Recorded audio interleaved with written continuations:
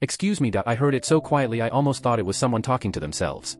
But when I turned around, there was this older woman, short gray hair, little wireframe glasses, leaning in toward me. The person behind you, she whispered. They've been following you. Every aisle. My stomach tightened. I looked back casually, like I was just checking the line.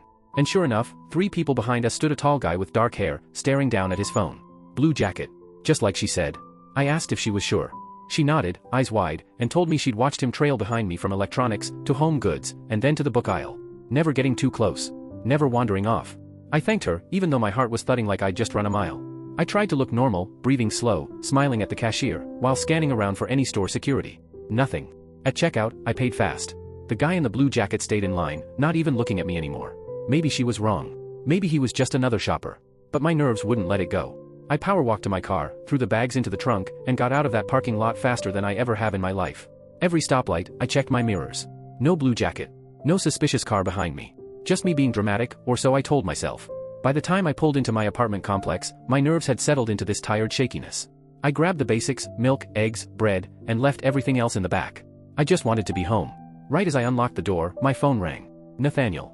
My ex from college. The one I hadn't heard a single word from in 3 years. Curiosity beat out common sense, and I picked up.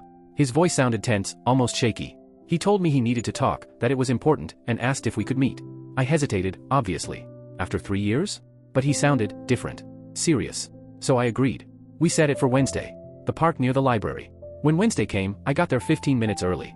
It was overcast, cool, just enough breeze to make the fountain spray drift a little. I chose a bench close to the water, where people were walking their dogs and kids were feeding birds.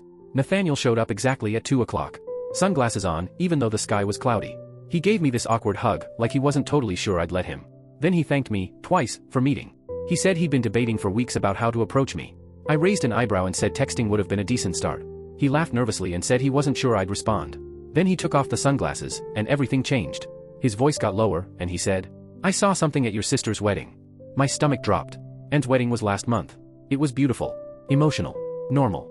Nothing about it needed to be revisited. I asked what he meant. And he told me he was there. At the wedding. I just stared at him. He wasn't invited. We hadn't spoken in 3 years. Why would he show up? He explained that his cousin Eugene is friends with Troy, my brother-in-law, and Eugene brought him as a +1. Random and weird, but okay. I asked why he never said hi. And that's when he glanced around like he was afraid someone might hear. I didn't say anything because I saw Sheila.